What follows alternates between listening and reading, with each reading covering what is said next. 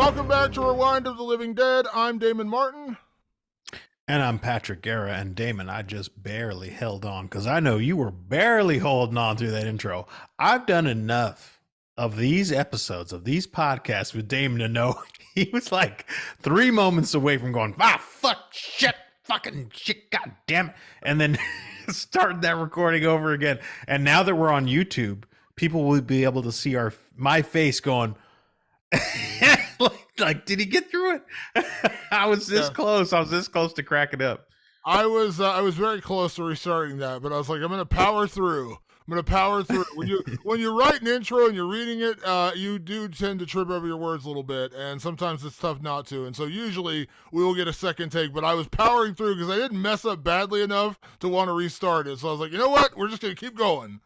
They won't even notice, but I notice because we've done 136 of these or whatever it is, whatever the number, probably more than that at this point. But I was just like, is he going to do it? Is he going to do it? Because I always look forward to those little, fuck, shit, god damn it. All right, let's try again. I'm a weird perfectionist when it comes to that kind of stuff. Like when the intros, I like them to sound clean and very well recorded. I've done voiceover work before, so I'm very like anal retentive about like how it comes across and how I do it. And so, yeah, when I do those kind of voiceovers, I like them to sound good. And occasionally I do trip over my words, or I just misread something, or I write it ahead of time. I'm a writer by nature, but sometimes I'll repeat a word in my intros and it bugs me. So I try to change it and then I mess it up. And so, yeah, I did trip Damon, a little bit. I did trip, but I didn't fall. You didn't fall, and myself and all of our Rewind of the Living Dead faithful appreciate all the effort you put in, because you put in a lot of effort every single week to bring us a great episode. So, Damon, we speak your name. Thank you very much. Just call me Malum. Of which, we will now be talking about Malum. Obviously, on last week's episode, we discussed Last Shift, which was a 2014 film from director Anthony DiBlasi, and we both gave it pretty high praise. A very low-budget film, all taking place of a police officer on her first night at the job working at a decommissioned police station, and really weird, bizarre, demonic, haunted things happen to her. Fast forward 9 years later, a new production studio by the name of Welcome Villain had pitched the idea of revisiting this world to Anthony DiBlasi under a bigger budget. And so Anthony DiBlasi, as I mentioned in the intro, was kind of debating to himself, do I want to return to this world and kind of maybe make a sequel, sort of, or, kind of like an extension of this story? Or would I like to reimagine it under the idea that we actually have a full budget now and we can do the things we couldn't do the first time around? He opted for the latter, as I mentioned in the intro, and now we are getting a reimagined version of Last Shift with a very similar premise, except this time the movie is called Malum.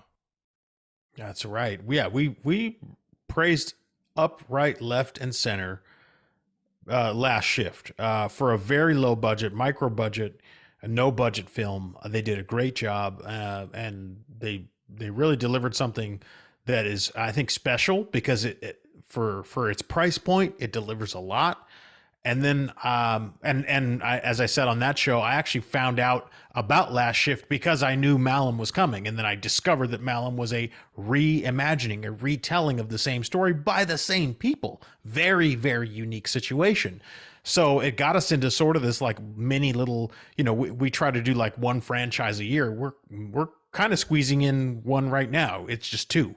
And it just happens to be the same movie over again, which is really interesting. I'm trying to think, is there a horror film where they kind of, Evil Dead and Evil Dead 2, I think is the big one. That's the daddy of them all. Basically Evil Dead 2, if they had just called it something else, was basically a retelling of what they did in Evil Dead. It was basically the same movie. And is Malum basically the same movie? We're going to get into that in our spoilers section. But I would imagine Evil Dead and Evil Dead 2 is the only thing that comes to mind that's happened like this in the past. And they don't really, and even with that one, like we were trying to think, because obviously there's a million remakes out there, but typically you're not dealing with the same director, the same writer, like you're not dealing with that. This is literally the same people.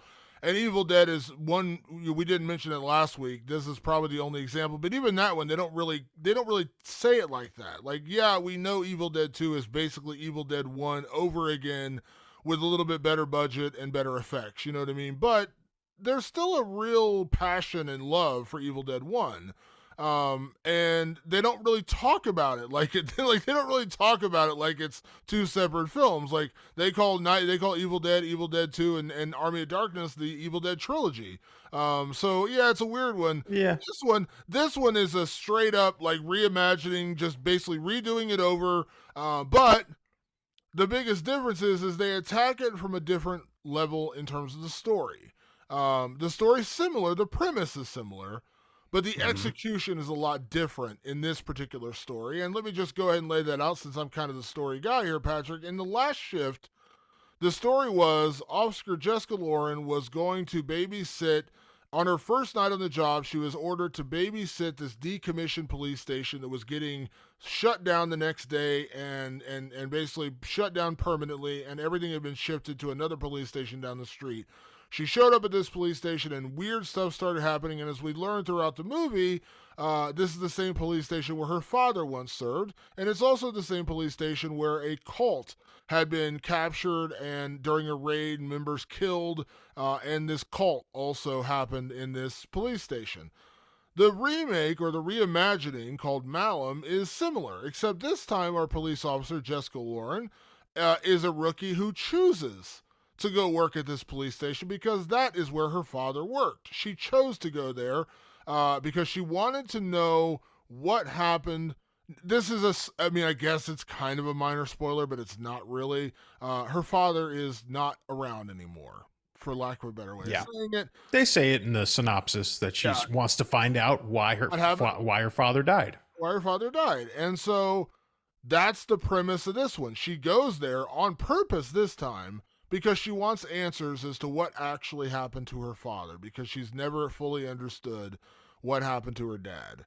And so again, similar, but still slightly different. Last one was she was assigned there. This one she chose to go there, and she's actually kind of investigating what happened to her dad on the night of his death. And so the premise is slightly different. Now, obviously, we mentioned at the top, Malum is a film with a much bigger budget, much larger effects, much deeper in that regard. But again, same team behind it. So they had the same creative people, Scott Polley writing, along with Anthony DiBlasi directing and writing. So yeah, same team, a lot more money. Yeah, and I think it shows too, like right away, without getting into any spoilers or anything, in Last Shift, everything was very contained. It started right in front of the police station. She was in the police car. She's on the phone with her mom. And then she goes in and basically nothing ever escapes the area that we're dealing with, which is the police station. This one starts in, I believe, in a graveyard, right? I don't want to give too much. It starts, if I remember. Oh, yes. It starts in her apartment where she's getting ready for her shift, and then it goes to the graveyard where she runs into where she's going to see her dad's grave. Well, yeah, it doesn't actually start there. It started with something else, which I don't even want to necessarily get into yet. Yeah.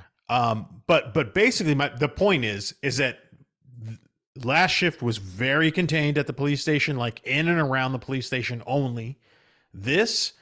It builds a whole world out before you ever start at the police station. And it doesn't take long to do it. I mean, maybe 5 minutes, maybe 10 total minutes of showing there's a bigger world. There is a bigger world. There is a life for Jessica outside of this. Just very briefly, you kind of see her getting ready for her first ever shift as a police officer. You get to meet her mom as opposed to hear her over the phone, and they have a more in-depth conversation. There are more locations. There's more establishing of the town.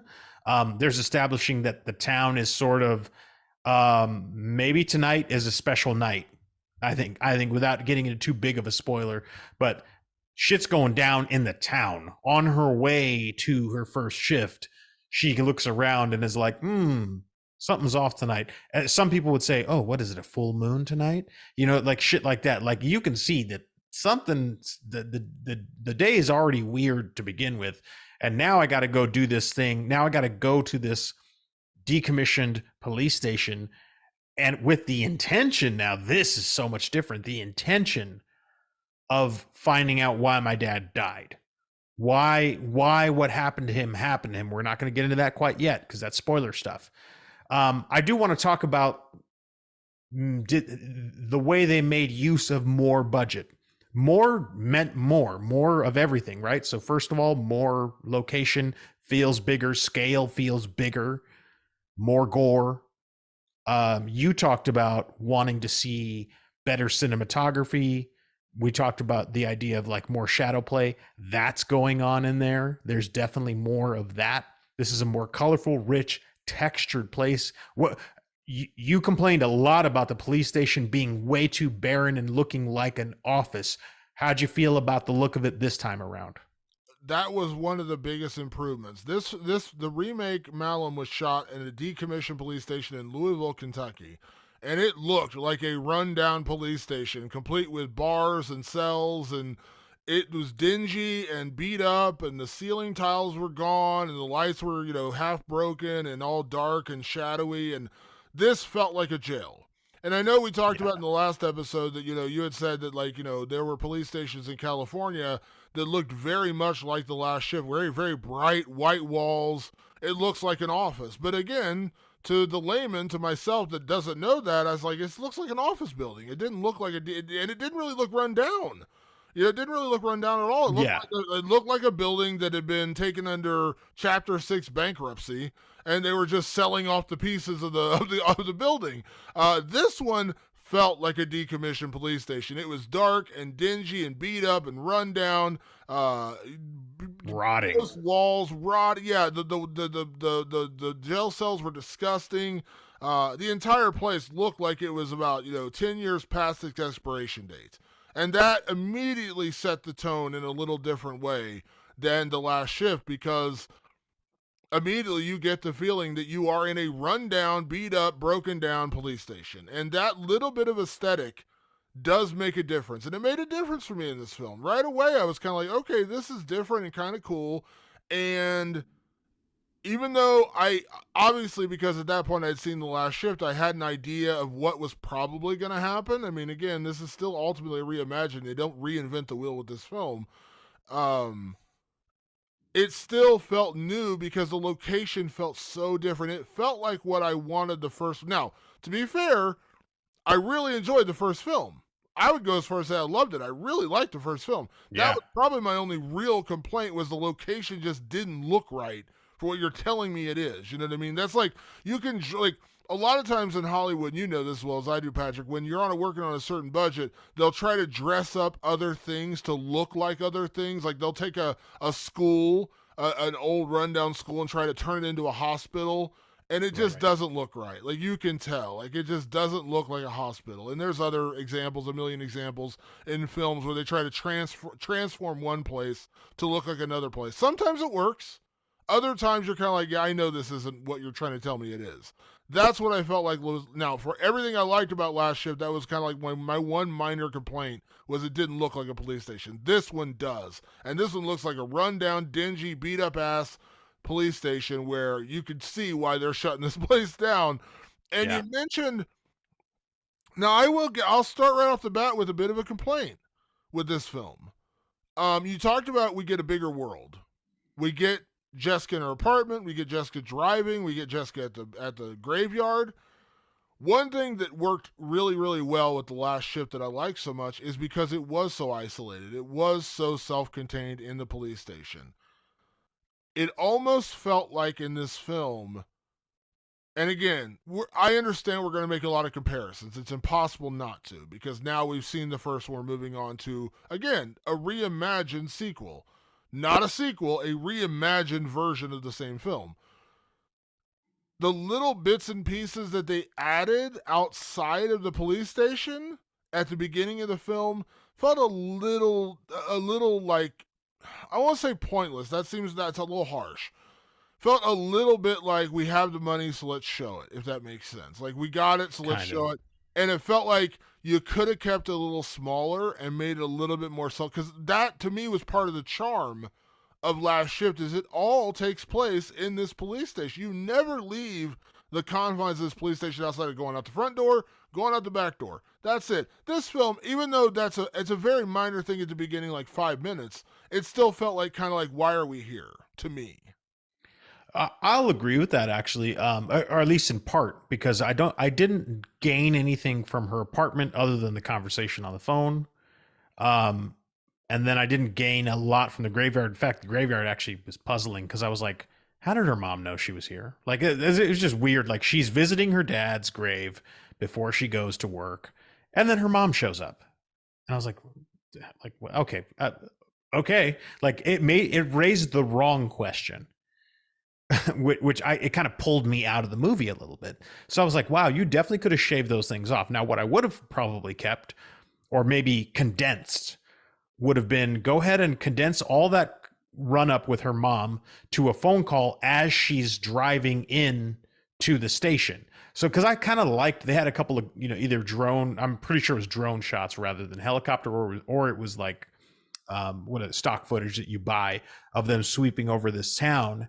I liked that if you kind of started with that and then you zeroed in on her cop car driving through and seeing some of the chaos that's ensuing and being able to talk to her mom on the phone and kind of establish that little moment, and then get into the police station, get into all of what we're going to be dealing with over the night, because ultimately it does sort of stay contained. It just, there's a bigger world. There's a couple of things I'm dancing around because I don't want to get into spoilery stuff yet. So there's things that make the world bigger, even though we stay at the police station for the rest of the night. They use some techniques and some additional footage, let's put it that way for now, that make the world bigger. But yeah, that early stuff, I was like, this does feel like you're just like, well, we have the money, let's shoot it, instead of just finding a way to condense it into this scene. And I was just like, right off, it set a weird tone right off the top where I was like, this definitely could have gone on the cutting room floor. You could have shortened this.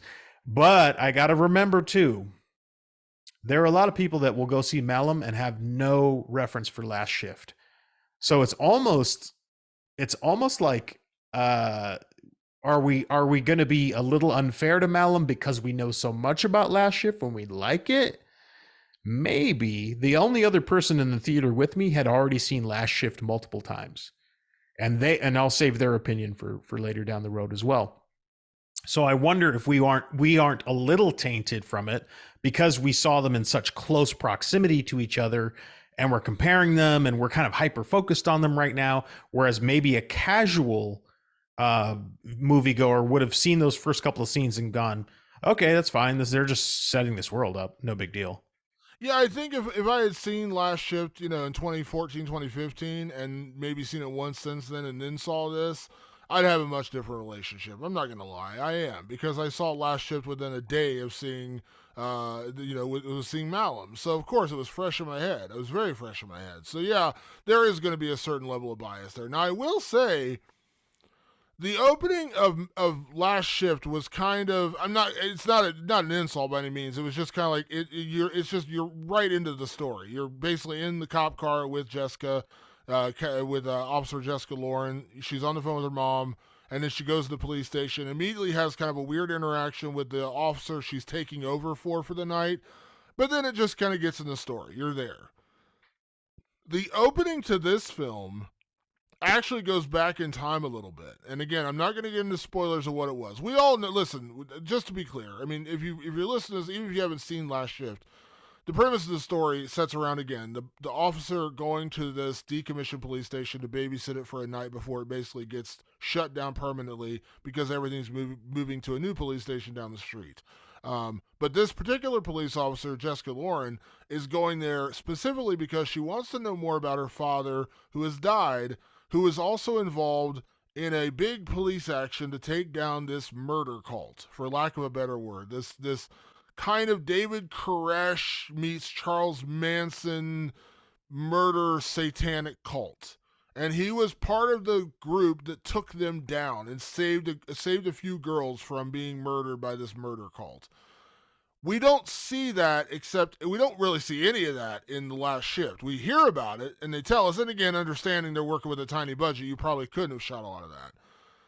The opening of this film does take us back in time to a year earlier.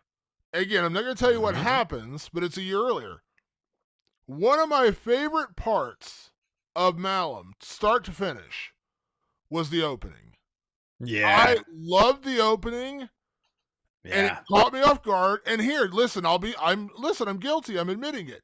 It was different from last shift, so I didn't see it coming. That was first off, because Good thing. Yeah. this was completely different, and it caught me off guard with what happened. Again, I know I'm dancing around what actually happened because it's a big spoiler.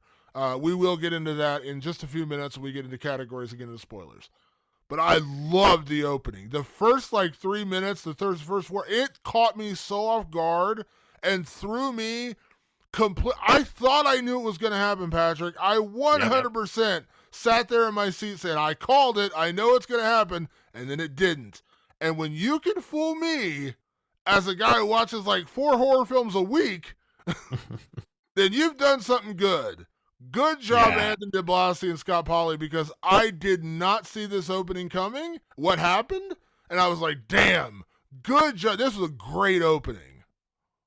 It really is, and boy, it's tough. We probably have to get to spoilers early for sure, but that opening is, I think it achieves what they intended, which was they wanted to reimagine the world a little bit. Clearly, with what they had to work with and the limitations they had to work with on last shift, they were like, man, there's all these things I would probably like to play with this story that I have to throw out the window because we need to be efficient. We need to find a way to make it all work just in this one little space. Being able to open the world up and actually explore her father's side of things, which you never really do in last shift. You can only kind of surmise it from what had happened in the past and what she has to talk about and what the other surrounding people who knew her dad can talk about. In this, you can explore his life a little bit. So that was really appreciated. And boy, I think they took some of that ingenuity and that can-do spirit and made an opening that was super clever. And I was like, damn, okay, gloves are off. Here we go.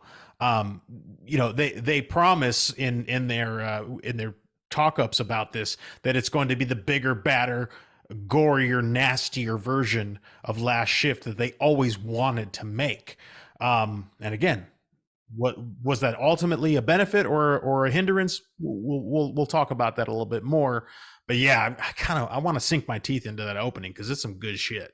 Well, also, so let's, again, before we get to spoilers, because there's going to be a lot of people listening to this, you're dancing around a lot of stuff, I will say, one big choice they made early on, and they made a big point of this in all the interviews you read with Anthony DiBlasi. There's a lot of interviews out there about it. They made a big point of the change in the juxtaposition of the lead character being sent there versus choosing to go there. Those are two diametrically different choices made in these films. In Last Shift, Officer Jessica Lauren is sent there. In Malum, she goes there of her own volition. She wants to be there. She chose this job because she wants to understand what actually happened. And also, the other thing that is so different about Malum is we dive a lot more into the demon devil cult. That doesn't really get a ton of exploration in Last Shift beyond a couple of flashes here and there and a little bit of exposition, which we kind of joked about in the last episode that was a little too convenient when they just kind of a police officer just kind of tells her a story and you're kind of like, okay, you did this because you can't show it because you don't have the budget. I get it. But it was a little cheesy because it was a little convenient. Yeah. This film, they show it to you. Because they have the budget, they actually show you a lot more involved with this murder cult. They keep calling them a murder cult because I don't know a better word. It's I think they in the movie they call them the Malum flock. Yeah, they are very disturbing. Exactly what you would imagine someone talking about, a demon worshiping cult of people who are willing to sacrifice humans, for the good of their deity, so to speak. There's a lot more in that. You get a lot more time with the leader in this movie. It's John Malum instead of John Michael Payman was the other one. Yeah, that's the other one. Sorry, we just did that episode, and we just did that episode recently. What was it? John Michael Payman. This one is John Malum, and different actors. This, by the way, there's only one carryover from actor in this entire film, and it is the woman who plays the prostitute in The Last Shift. She also plays the prostitute in Malum, and that's because she is Anthony DiBlasi's wife. She plays both parts. She's literally the only carryover from one film to the next. So that's all we're getting. We don't get the same actors any way, shape, or form besides that one part. But so we do spend a lot more time with the murder cult. And so that's a big difference in this film. We don't spend a ton of time with it, so we do get a lot more backstory in that way. And the other thing I could say without, I probably, this isn't really a spoiler, is the ties. Because again, the last film felt like we were following a character that was being thrown into a situation and she had to deal with it. This is a character choosing to be where she's at because she wants to find answers. Yeah. And that really changes the kind of storytelling we're getting in this film, because she's seeking out answers versus having things thrust upon her. And that's a whole other animal. We joked in the last episode, Patrick, we did our one of my favorite categories now is could we survive this horror film? I joked, I said, no, I would survive it because the first weird shit that happened, I'd just be gone. I'd sit out in my car and be there. What I like about Malum so well is that they set it up from the very beginning that Jessica can't leave. Why can't she leave? She wants to know why and what happened to her dad. That's why you stay. They gave her a more personal connection because you said you were flummoxed. A lot of choices made in the first one where weird things would happen and then the character would just go back to work as if nothing happened. This film, there's weird things that happen that would 100% send you running for the door. But because they set up the premise so well in this film to say she needs to be there, she wants to be, she has to be there, she needs these answers.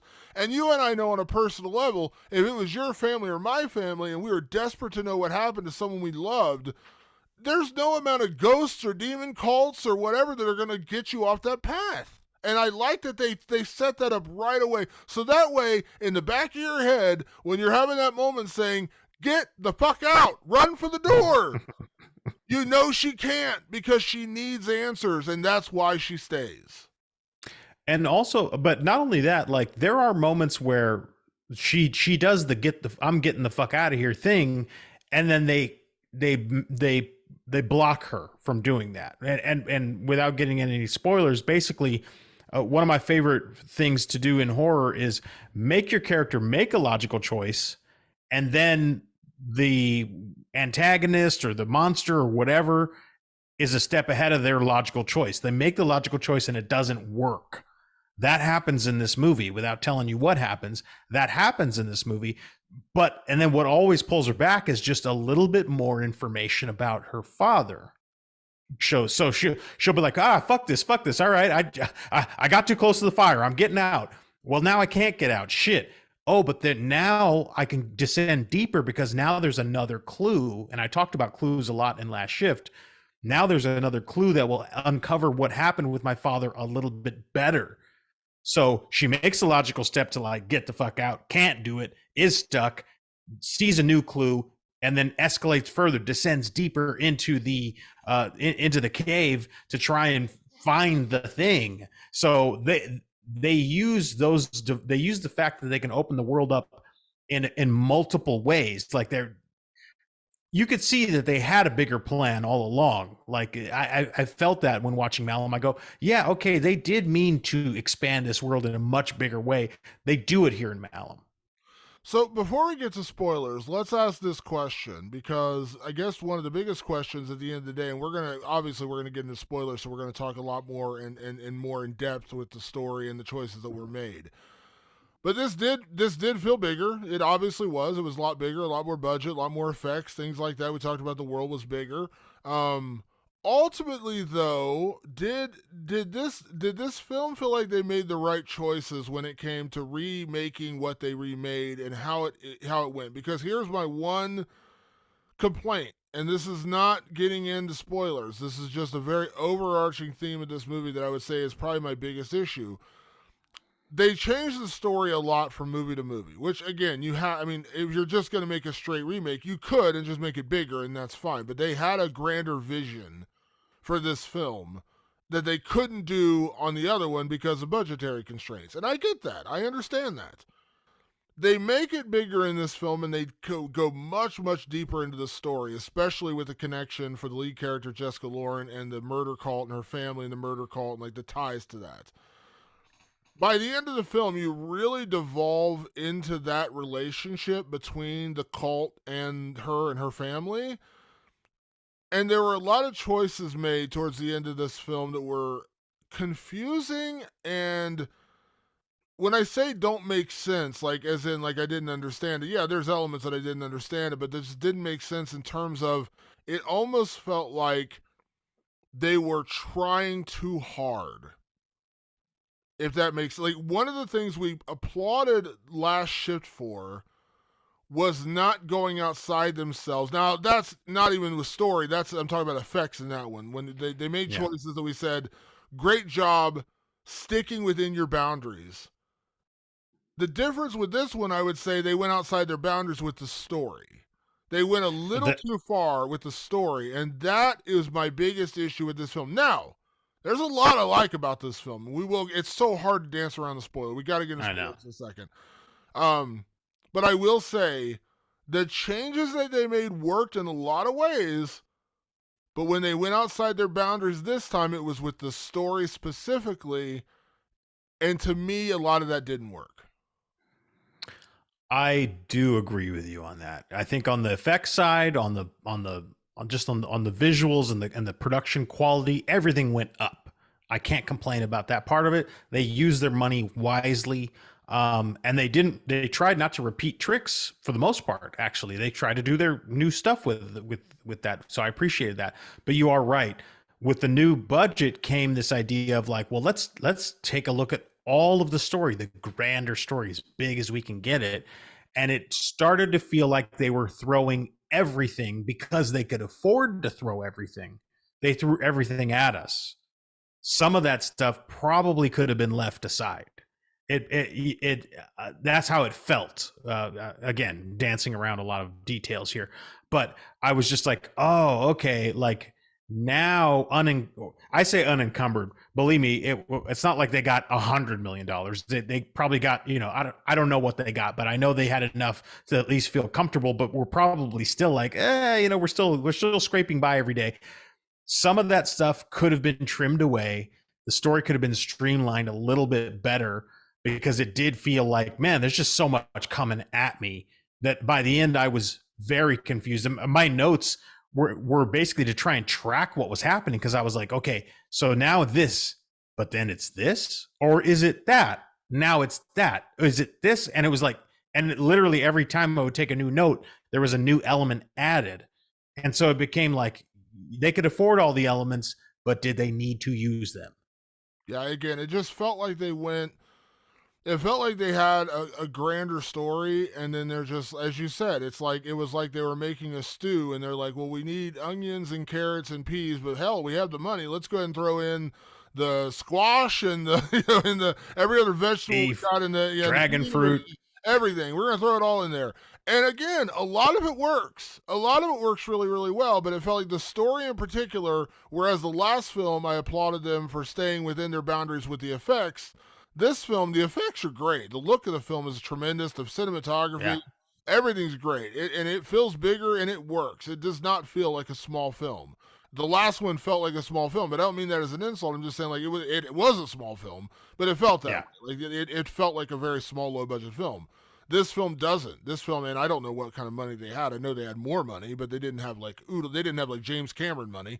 What they had though worked. The effects were great. The performances, for the most part, I'll get into one performance I didn't really dig in this film later, but for the most part, that all worked. The execution worked. The effects were great, but it just felt like they're like, okay, we have more money. We can tell it. We can tell the story as we intended to tell it originally, and it just felt like it went a little too far. Some of the choices they made with the story, I was kind of like, all right, like I get it. But I'm kind of like you, where I was like, "But is that what's happening?" And then I'm like, "But why?" Huh? And it was a little weird, and it just felt a little. I don't. You know what it felt like, Patrick? Honestly, it felt like when I saw Last Shift. That felt like a film I'd never seen before. Yes. Malum, story-wise, felt like a film I'd seen before. I've seen a version of this story before. And it's not bad. It's not bad. It just felt like I've been here before. And it's not. I'm not saying. And like guess, multiple movies. Yeah, it's not. Yes, we know Last Shift and Malum are based on the same. I'm not saying it like that. I'm saying like the storyline. Last Shift was so original. I was like, wow, this is something like I didn't see this coming. This was really cool. This one with Malum, I was like, I know this story. I've seen this story. I kind of like this story, but I've seen it before, and it didn't feel as original. And maybe again, listen, I admit I'm guilty of comparing. I am. We're all going to be guilty of comparing a little bit. But when it came to the story, while it's not bad, not at all, it felt like they went a little too far in some elements. They tried too hard. And then, as I said, I've been here before. I've seen that version of this story in other films. And that, again, kind of bummed me out a little bit because the story in the other one was so original, so fresh, and so new. And I agree with you. And it's not because we just saw Last Shift. It is, as I put myself in the shoes of a moviegoer who hadn't seen anything, I would have been like, A, I'm a little bit confused, and B, this feels a little bit like that movie, and it feels a little bit like that movie, and it feels a little bit like that movie. Like it felt, I don't want to say derivative. That sounds rude, because this is still, by the way, their story. So it's not derivative. It's still very much DiBlasi's story. So, but it's just sort of like, like it didn't strike me as original, and it didn't strike me as coherent. Like something about the boiled down version in Last Shift was coherent. There was a through line, there was clues and reveals. This was sort of like reveal, and then some more revealing and some more revealing, and you're just like, whoa, okay, there's a lot coming at me, pal. And yeah, that's probably where it hampered itself a little bit by just putting in everything that was sitting on the table waiting to get made in the last one that couldn't. Some of that stuff could have stayed on the table. Some of it pays off to great effect. We're going to talk about it in a second here. Some of that new stuff, I was like, oh, cool. I like that very much. Are we ready? Should we do it, Damon? Should we get into these damn spoilers? Let's get into spoilers. There's so much we can't talk about. So if you haven't seen Malum, it's in theaters right now. I love seeing horror films in theaters. I mean, it's a totally different experience. Don't get me wrong. I love watching films at home. I've seen a lot of great films on streaming services, Netflix, Shudder. Hello, Shudder. Hey, Shudder. All the other places out there, Screenbox. Also, I want to be clear and say that I do love streaming and I enjoy seeing films at home. But there's nothing like seeing a film in a theater. And Malum is in theaters right now, so I would again recommend seeing it in theaters if you can. If you haven't, and I will say. Yeah. Go ahead. Oh, I was going to say too, and if you guys just didn't listen to the last episode, because this is a two-parter, you can see The Last Shift, the movie that this is based on. It's on Peacock and Tubi. Yes, but this film, Malum, is now in theaters. So we are now going to get into spoilers. If you haven't seen Malum, be aware we are now going to get into spoilers. Let's start with the positive before we get to categories, Patrick, and let's talk about that opening because my God, it was incredible. Because the opening of this film takes you a year earlier with the aftermath of Will Lauren, who is Jessica Lauren's dad. He was a hero cop who raided the compound of this psycho murder clan, the Malum flock, as you mentioned, and a bunch of girls were murdered, a lot of people, but he did manage to save 3 girls, and ultimately the flock of people were killed. The leader, John Malum, and his weird, I don't know, sister wives or whatever you want to call them, they were all something. They were all eventually eradicated. So at the beginning of the movie, right away, we meet her father, Will Lauren, and the other cops are in like a locker room all getting ready, and they're just like joking around, very jovial, like, and they're basically, calling him a hero because that's what he is. And then it just changes on a dime, and it caught me so off guard because we see him, like he sees this picture of him and his daughter, and then we see him find this little story, this little newspaper clipping of hero cop saves 3 in raid, and we see a picture of John Malum, except the picture has been kind of blurred out, like almost like a bullet holes through it. Maybe they blurred it out, or this was done on purpose to people who put it in his locker. But he feels really uncomfortable with this role, and so he takes down the thing, crumbles it up in a pile, and throws it down at the bottom of the locker. But you can tell something's off with him, like he's not there. Mm-hmm. But at the beginning, what works so well is you're thinking, man, he's just traumatized. Like, he's traumatized Yeah. because they try to make him a hero, and he's like, well, I didn't save everybody. You know, they're Yeah. like, you're a hero, man. You saved 3 girls. He's like, well, I didn't save everybody. So at the beginning, I'm like, damn. Like, he's really feeling it. Like, he's being legitimately, like, guilty because he saved 3, but he didn't save 10. Okay. Mm-hmm. And then you go to the shooting gallery where these 2 cops are in there, and they're talking about, like, a hookup they had. Very casual, whatever conversation.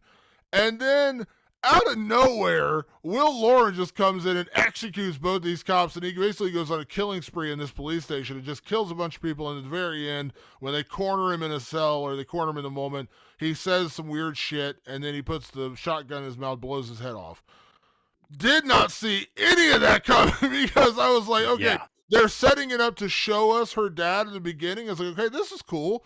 Love the opening. When they flipped it, made him kill everyone, I was like, what the fuck? What's going on? I did not see this coming.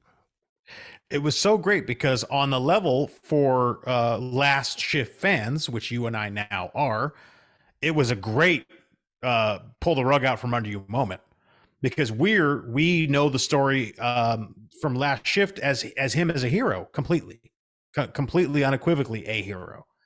We never expected him to be to murder his colleagues on top of all that we never saw that part coming. It added a whole new wrinkle. And if you were a newcomer and you'd never heard of Last Shift, you just came to see this horror movie Malum, there was one fucked up opening of a movie.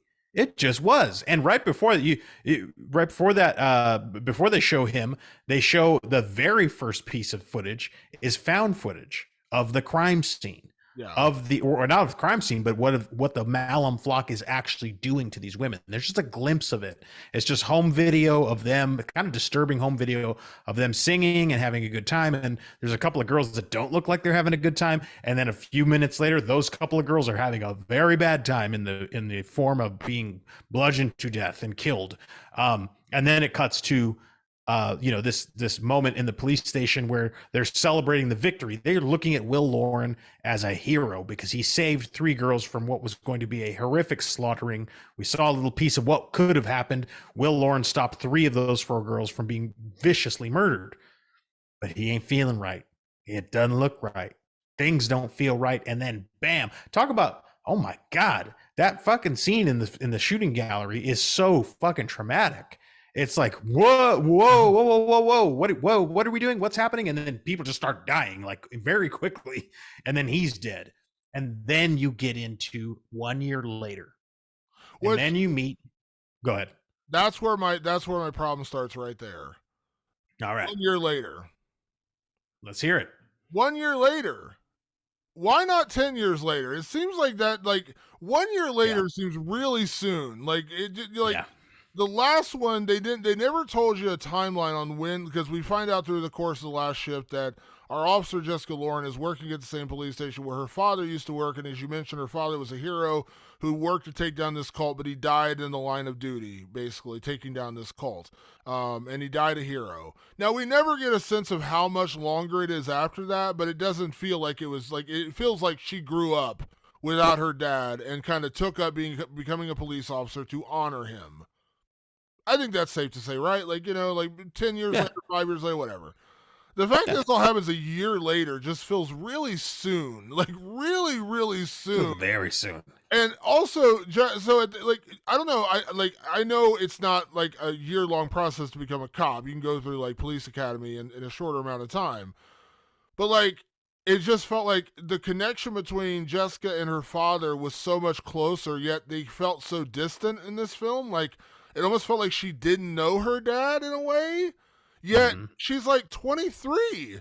So she had to know her dad for a long time. She was 22 when he died. Like, I think that is right where the problem started for me. So I'm like, if they had said that he died when she was a kid, and now 10 years later she wanted to become a cop, and now she's desperate to find out what actually happened to her father, I get it. Yeah, that makes sense. That would work. But 1 year later, it just felt so soon. And a lot of this film feels like Jessica doesn't know her dad. Like, the way they sell it, it feels like she doesn't know her father that well. You're 22. Or she can't be that old. She's 20, 22. She feels like... somewhere in there. Yeah, it feels like she didn't really have that relationship with her dad in this film. The way they sell it, again very much like the first film, where you felt like he died before they show a picture early on of her with him as a child, and you kind of get the sense that like she didn't grow up with him. In this one, they try Right. the same trick, except they tell you it's 1 year later. So I'm just like, huh? Yeah. So at 22, like she had to know she was already going to become a cop. Like it was, I don't know. It just didn't work for me in that way that it was so soon after her dad literally executed himself, and that also felt like disingenuous in the story that the cops would send her to they would allow her to choose that shift, and they would send her there knowing that it was her dad who did all this, and he went out on a murder spree. It just felt really, it felt like wrong in that moment that would happen. It raised so many questions. This is just being a Malum viewer. I don't even have to have watched The Last Shift to ask these questions. Like it makes me ask too many questions that are strange. Now, one thing I will defend, and you say she kind of acts like she doesn't know her dad. She knew her dad as her hero, as her, like, there are times when she talks about him in great reverence. But what I would argue is that once that incident happened, maybe she realizes I didn't know my dad. Okay. And that was the tone that I picked up. And I was like, okay, I see that. But it was just so weird that, like, I'm sorry, 1 year later, and all the cops, and even the cop, they still had the same scene where she comes to the station, she talks to the sergeant, Sergeant Cohen, and he's like, you're Officer Lauren's kid? Like, he didn't know. He did not know. Of course he knew. They all knew everything. They knew it was odd. It was a really odd thing to make it a 1 year later thing. Yeah, it was super weird. If it was like 5 years later or 10 years later, I think it would have worked. 5 would have been okay. I would have been like, okay, 5 years, then maybe she was like 16 or something when it happened. Yeah. Okay, 5 years is fine. There's no distance. This is still fresh in everyone's head. A year later? Would she pass an officer psych test? Yeah. In the psych test, they go, I'm sorry, your dad murdered a bunch of cops for the same police force you're going to work for. Yeah, we're not passing your psych test. Like, you're not passing your psych test. Even if they pass that psych test, there's no way on earth she's going to be the last cop to work at that. Even if she requested, especially if she requests it. If they're like, hold on now, why are you requesting you work at the place where your dad went on a murder spree on the 1 year anniversary? This is a little convenient, lady. Especially because she requested it, Damon. Red flag everywhere. Yeah, like, humongous red flag. Like, on what planet would any of the officers say? That was the problem. They kind of over-engineered that. Yeah. And they didn't need to. They didn't need to do they did a lot of explaining of that. And her saying explicitly, like, I wanted to serve under my dad. She kind of made it an honor thing. Like, I kind of wanted to restore his honor by doing this. But I'm like, dude, this is a fresh wound. I mean, very fresh. For this whole department, for this entire police department. There's no way a year later they're like, yeah, we'll just let his daughter come in here with a gun. Yeah. It just doesn't track. I just think of all the, and I'm not trying to listen. This is a movie. It's fictional, okay? Yes, I know. Yeah, of course. We have a lot of real life tragedies that happen around us, shootings, things like that. There is no universe where anyone in that person's family would get to come back a year later and like be the patrolman over a school or over a hospital. Or it's never happen. It's just not in this place and time. It's just not believable that they would allow her to be there 1 year later after. And again, distance is the key. 5 years later, it works. 5 years would have worked. And they're razzing her, like the other cops are basically harassing her about it. Like they're basically saying, like, your dad, like, they're kind of giving her a hard time. They're kind of hazing her for this. Well, yeah, it's a year later. Of course you're gonna haze her. This is very fresh in your mind. That was probably the thing I bumped up against the most right at the beginning, because I was like, when they literally flashed it up on the screen and said 1 year later, I was like, 1 year later? I was like, not 1 year. Not one. Yeah, not one. Yeah, it just please, not one. Really soon. Real quick before we get to categories, let's also talk about the because a big part of the change in this story is the demon cult, the devil cult, Malum clan. And we talked about, this film felt like where we praised Last Shift for being wholly original for the most part, and it felt like this film pulled from other elements from films. It's funny because the one film that this really reminded me of at the end of the movie was the movie Hereditary. Now, absolutely nothing wrong with pulling reference from that movie because Hereditary is pretty incredible. And it's if you want to be compared. Yeah, it's pretty funny because the 2014 film, the leader of the cult was John Michael, what is it, Payman. Payman, yeah. Payman is the demon that they're worshiping in Hereditary. I'm quite sure it's totally coincidental because Payman is a real, well, he's a historical demon king, whatever. He does exist in the actual occultist sphere. Yeah, like, it's not some made up name they had in Hereditary. It was like there's a real demon named Payman. So it's kind of funny that, and then obviously you go back to Malum, and it felt like there were a lot of elements of Hereditary and the choices they made in the second half of this film in terms of Jessica's relationship to the cult and how basically she was self-chosen since birth to serve as the queen to John Malum's king of the underworld, or of this demon, well, they call him the low god in this film. It's not Payment anymore. It's low. Yeah, they just call him the low god. And that's basically like he's the king and she's going to be his queen, and she's been ordained since birth to be his queen. Again, I don't bump up against it a lot. It's a difference, and that's fine, the choice they made, but it just felt like really odd the way they went about getting there. And as I said, with this one, it felt like they went outside their boundaries to tell that story. Yeah, and I wouldn't call this derivative of Hereditary, because I'm sure they were both Ari Aster and DiBlasi were pulling from actual like lore for Payman, and so those things lined up together. And if you look at the timelines for when Last Shift was created, and he probably wrote most of Last Shift well before 2016, or 2014 or whatever it was.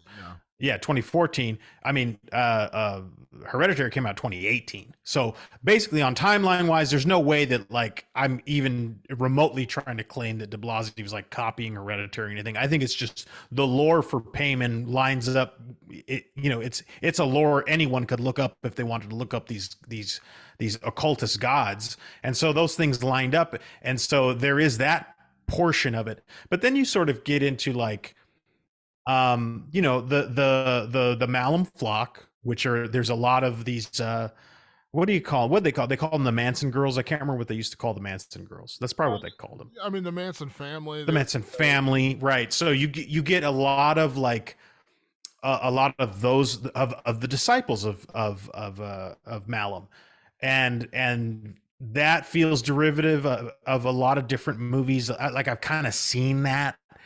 And then you get to you finally at one point get to Malum himself. John Malum, I believe he goes by. Yeah. Does he go by John Malum? It's John Malum, yeah. John Malum. Yeah.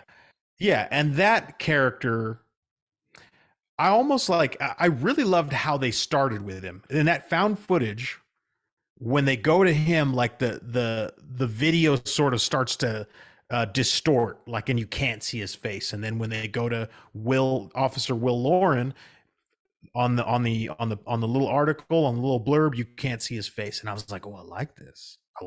Like, he's mysterious in that way. You shouldn't see his face in that way.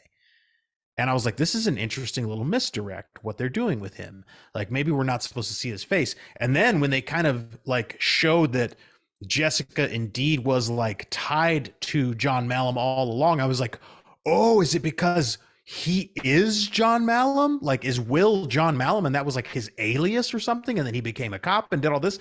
It was an unnecessary like road I went down, and it did not pan out that way. It was not supposed to be that way. And then once they revealed John Malum, I was like, oh wait, no, it's a totally different guy.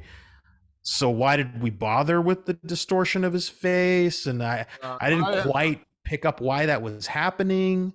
Yeah, I had the same thought. I thought that was going to be like a twist. Like, we were going to realize who this was. Like, we're going to meet him and then realize that's John Malum in some way, shape, or form. And also, the whole backstory of her being ordained since birth, like her mother was part of this cult and her dad got her out of it, and then like she was kind of ordained to be the queen of the underworld from the beginning. That just felt a little, again, it felt so familiar.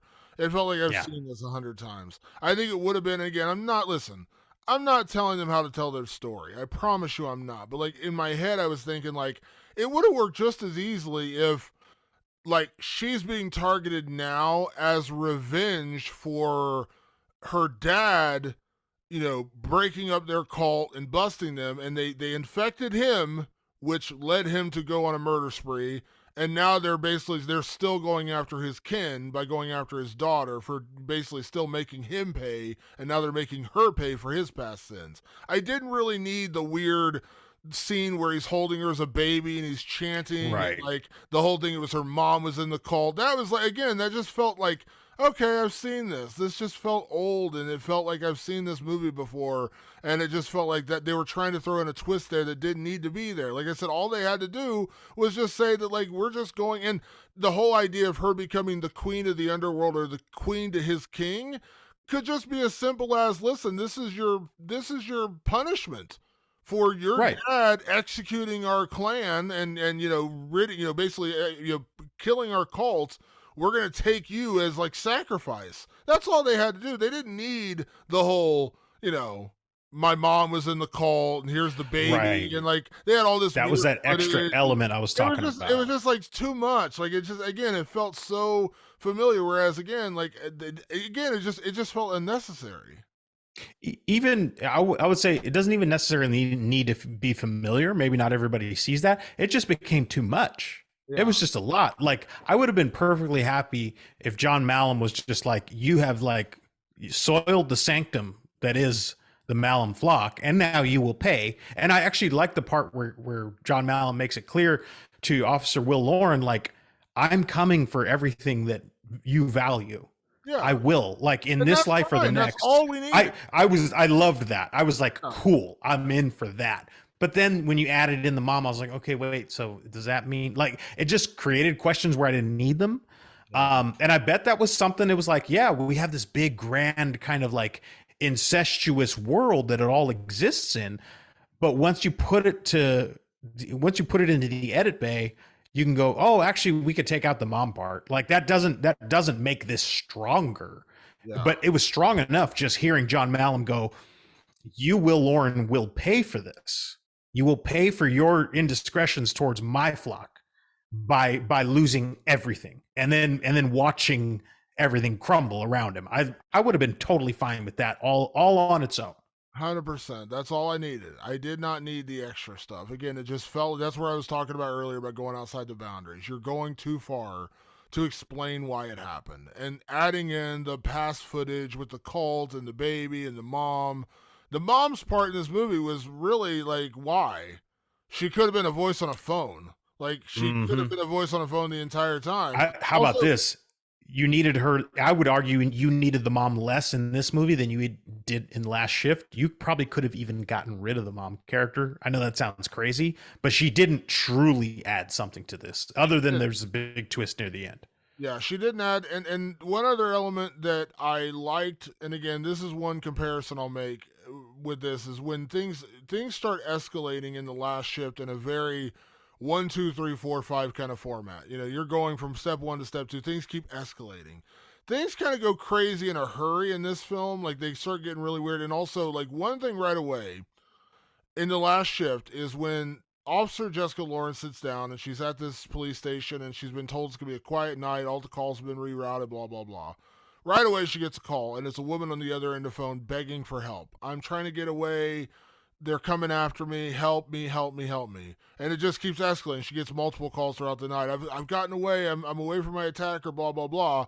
And, all this kind of stuff happens. And then at the end of that film, spoilers, again, film's 10 years old almost, you find out like the girl on the other end of that phone is one of the girls who died in the compound when they raided the whole clan, the whole Manson family clan, whatever you want to call them. That's the Payman family.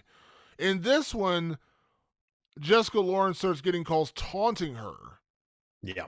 right away they're escalating it. Like they're like, "We're gonna make you pay, pig," and blah blah blah. And it just Yeah. felt like it escalated it already to a point where I never really got the tease of like things building. You know, things didn't really build. It was like right away you're hitting the brick wall. Like you're going 90 miles an hour from the very start. Now, a lot of it worked, as you mentioned. The stuff with like the whole "I'm going to make your family pay," and again the intro with how they introduced Officer Will Lauren, all that great. That's all amazing stuff. I loved all that. But then when you start sprinkling in the call switching from someone asking for help to someone basically taunting her, so right away she's got her guard up. They're calling her and saying, "We're gonna get you, we're gonna get you," and you know, little things like that kind of bug me. And one thing I did like about this film, like they explained, like they tried again. There were some things they over-explained in this film, like the cult stuff. They went a little too far. One thing I did like though is they set up from the very beginning where when we do see Officer Lauren driving by the new police station, we see that things are already kind of going awry in this town. It's a little off on day one. Have you ever seen In the Mouth of Madness, the John Carpenter film? Brilliant film. They basically talk about like, you know, like what's the line between sane and insane? It's only the line of where there's more people who are sane that are insane. If the insane were the greater number, the sane people would be basically held as insane, if that makes sense. Things Yes. start escalating in that film where things start going really weird and odd and escalating, and then like there's really something wrong with the world in the world of In the Mouth of Madness. Um the whole taunting thing at the beginning kind of took me out of that because you're never escalating it with you're supposed to a lot of the film you're supposed to be living through the eyes of Jessica Loren. And when they escalate that right away with the calls with the taunts and then there's like a scene with a pig, which is also kind of odd.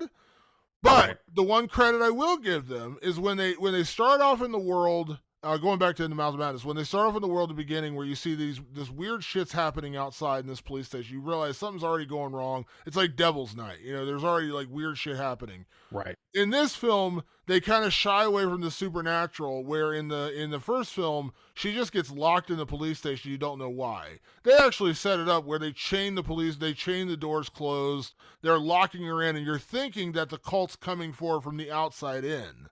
So that's kind of like Mm-hmm. the insane are taking over the sane. That's what I'm talking about. Like they've set it up from the very beginning. So that part I liked. That part I did like. They gave her a reason to be locked in there and she couldn't get out. So we talked earlier about she had a reason to stay, even though weird shit was happening. And then when she did decide to get out, she couldn't because they locked her in. They gave her a reason to Mm-hmm. stay.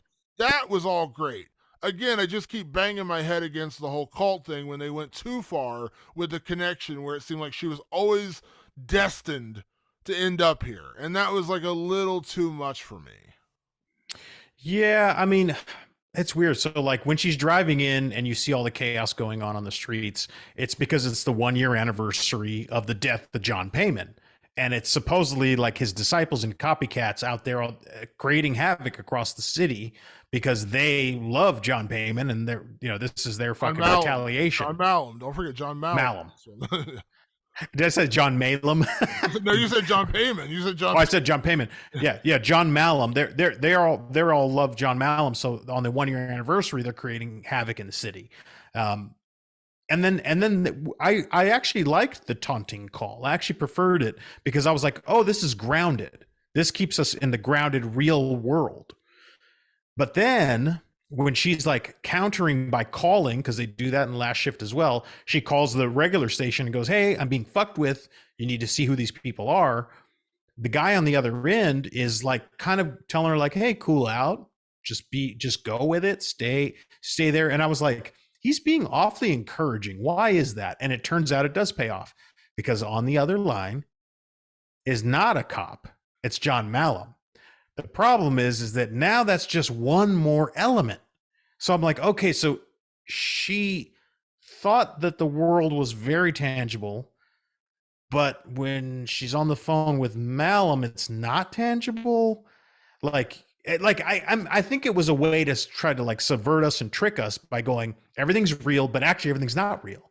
But then actually everything is real, but it's not. But it is, but it's not. Like that. It keeps that keeps happening through the movie. with regard to the cult stuff. Yeah. You go, is it her? Is it all in her head, or is it the cult doing it? In Last Shift, it's like the cult cursed the room, the cult cursed the station. So that's why this is happening, and she is infected by that same curse, and it will lead to her demise. In this, it's like, well, we planned all this, but you're also going to hallucinate, and I don't know quite why you're going to hallucinate, but you are. And I'm like, okay, like I'm not sure. I'm not picking that part up to the point. She hallucinates in Last Shift. She hallucinates and kills the hazmat guys, thinking they're disciples of Payman. In this, she thinks she's killing a Malum disciple. She kills her mom, and I was like, okay, but is she not? Is how did she go crazy? Do you know how she went crazy? No. Well, Okay, so it's not just so me, because I get confused sometimes. There's moments where it feels like, again, where it feels like this film gets weird for the sake of being weird. Mm-hmm. Which, I bump up against hugely. I'm not even going to get into my problems with Midsommar. It's a whole other issue of it being weird for the sake of being weird. But You and this film, Midsommar. there's a part in this film where she finds a little USB drive. Mm-hmm. And she plugs it into her cop car. She goes out to the cop car. One of the moments she actually leaves the building, she comes back with her laptop that cops carry in their cars, and she plugs it in, and she realizes a lot of this is footage, and interrogation footage of when her dad interrogated John Malum when they arrested him after the raid on his compound. And it's very creepy, and you kind of see like the weird, like almost like he's almost infecting her father at that moment. Like when he says something to him quietly, you don't really hear it, and he kind of walks out of the room, and you're kind of like, what happened there? And it kind of explains, without explaining, it kind of explains why he lost it and shot everyone. Like there's something he infected him somehow in that moment in his brain, said something, and I like that. I like that part of it. But then, like a minute later, she's looking at the laptop and she sees herself looking at the laptop, and it turns into this like mirror image thing where it's like it's like a feedback image is what. Yeah, it's like a feedback. And like she sees herself, she looks behind, and it's it's like that scene in Spaceballs where they're like, yeah, where's this at in the movie? This is now. This is now. What happened then was then. This is now, and everything. And Darth, what's his name? Darth. Oh shit. Helmet the Hutt. Dark Helmet. Yeah. He's like looking around every time he turns around. It looks at the screen. He's like, "Why don't I go back to them? When is then? Then is now. Why would I go back to then? You can't. Why? We just missed it." That's what they were doing in this film. It's like they landed on now, and so Jessica's looking in her screen, and she's like, it's literally like a inversion screen of her looking at herself, and every time she turns into it was just weird for the sake of being weird. Like it didn't really, and there was a great scare after that where you see her get a bag put over her head and she pulls backwards, and it's a really cool jump scare. But it didn't pay off. It paid off in that moment, but it was like, why? Like, why did she need to be hallucinating in that moment where she's seeing this screen within a screen? It just made no sense to me. Yeah, like I still don't know if it's a hallucination or it really happened. Like I still am not quite sure. Like, was it the intention of the Malum's flock to do this? It seems that way, but like then it doesn't quite explain. Like I still don't know how she had all the hallucinations. Is she cursed? I guess Malum is truly, a lower connected to this lower god. I guess that's what they're saying. I guess, but it's the constant back and forth between what is tangibly real and what is a hallucination that creates the muddiness. So I was like, I guess both are the case. It's hard to tell. Yeah, like I said, there's moments where it feels like it gets weird for the sake of being weird. And it's almost like we want to make you feel a little more insane, whereas what I liked about The Last Shift is when you get to the conclusion and you realize there's been hallucinations, it's like, oh, wow, I didn't really see that coming. In this film, they start messing with you kind of early on where you kind of like, you're not really sure what's reality and what's not. And it's Yeah. just it's just some odd choices in there. And again, it doesn't ruin the film by any stretch of the imagination. No. It's making it sound like there's a lot I don't like about this film. There's actually a lot I really like about this film. But as I said, just some story choices that kind of made me scratch my head and almost like why. Yeah. Let's get into categories, Patrick, because we do want to get into categories for this episode with Malum. Let's kick things off. Let me get over where am I at with the category. Sorry, I didn't actually have them pulled up. There we go. Best performance. Best performance in Malum. Who you got? I put a best performance up this time. We omitted it from last shift because it's basically one person, and there's only a sprinkling of other people. But I do give it to our lead, Jessica Sula, who played Officer Jessica Lauren, and it actually goes back to in part one of this series. We had a category where we said, what do we want to see in the reimagining of last shift into Malum? And I said, I want to see the character of Jessica Lauren actually react to what the fuck is happening. Because there was this weird thing that I still don't understand where something would happen and then she would just kind of go back to whatever she was doing. Something psychotically insane would happen and then she would go back to what she was doing. And it didn't seem to affect her. Jessica Sula's performance, and I'm sure it's a choice on her behalf and on the behalf of the director and writer, is that when shit hits the fan, she reacts. She actually reacts and like carries that to the next thing. Whatever the next thing is, she's got the last thing in the back of her mind, and it builds and builds and builds and builds. Whereas in last shift, it was like, crazy shit happens, and then we go back to normal. Crazy shit happens, we go back to normal. This was crazy shit happens, oh shit.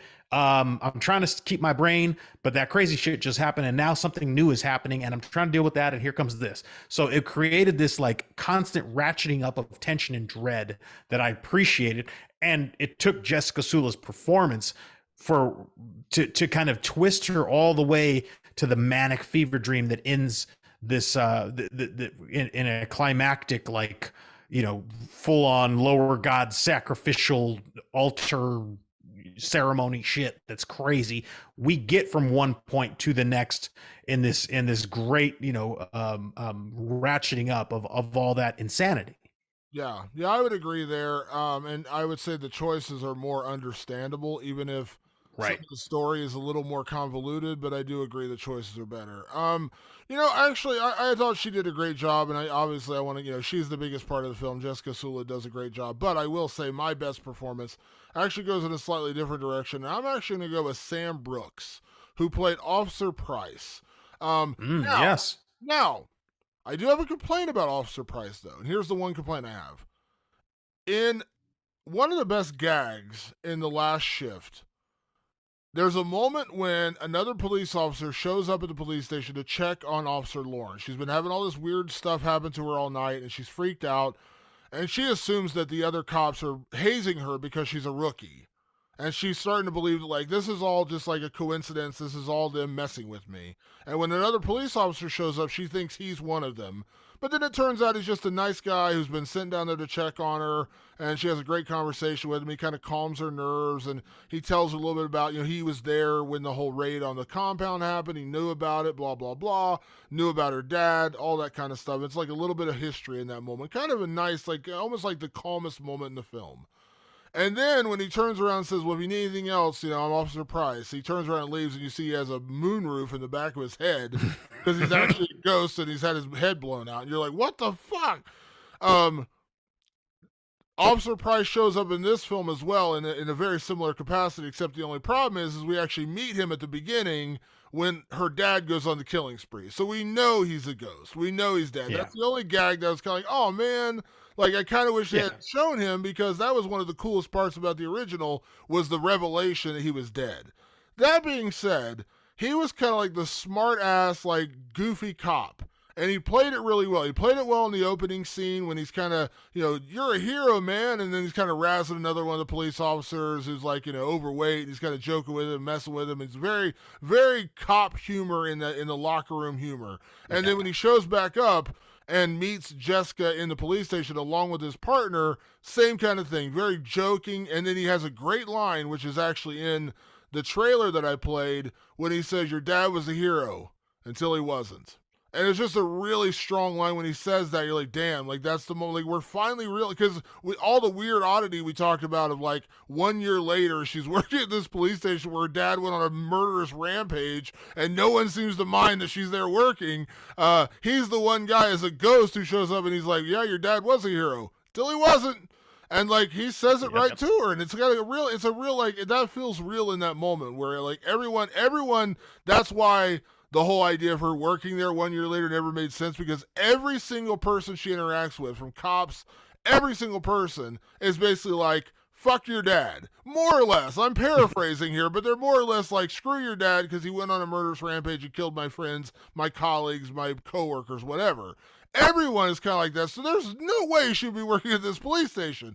That being said, face to face, Price is like kind of a nice, jokey guy, kind of a fun guy, but then he's like, your dad was a hero until he wasn't. And then she takes him and she shows him that they hid the shotgun that he used to kill a bunch of people. He pulls that out and shows it to her, and it's a really cool moment because it's almost like, you know what it reminded me of? It reminded me of scenes in The Shining when Jack goes to the bar and there's that bartender waiting on him, and he's like, of course you are, Mr. Torrance. And it's really like, you're like, he's not there, but it's like you're seeing it through Jack's eyes. That's kind of what Officer Price, like kind of a jokey, kind of a funny, goofy cop. And then he presents her with a shotgun, knowing full well what he's leading her towards.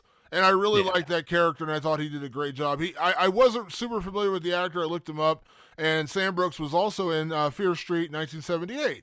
Then I remember he played Arnie in that film. I was like, oh, yeah, I remember him now, because I adored the Fear Street films. I was like, oh, okay, now. So, yeah, Sam Brooks, I thought, did a good job as like that middle kind of jokey, kind of comic relief character who actually played an important part in the second half of the film. Yeah, no, it was important for his character to show her where what they call. I'll give a shout out to Writers Blockbuster's great podcast on screenwriting. He shows her the not so secret weapon, which is a phrase that they coined, which is like, you're going to need this later. Let me show it to you.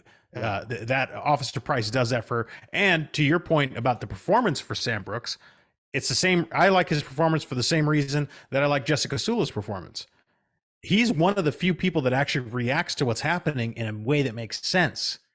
Like when he meets her and you still don't know that he's a ghost, and you meet her, or when you meet Officer Price in Malum, he's like, you're here, you're his daughter, and you're here a year later. That's kind of fucked up.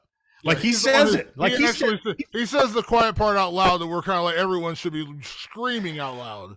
Yeah, and I was like, thank goodness.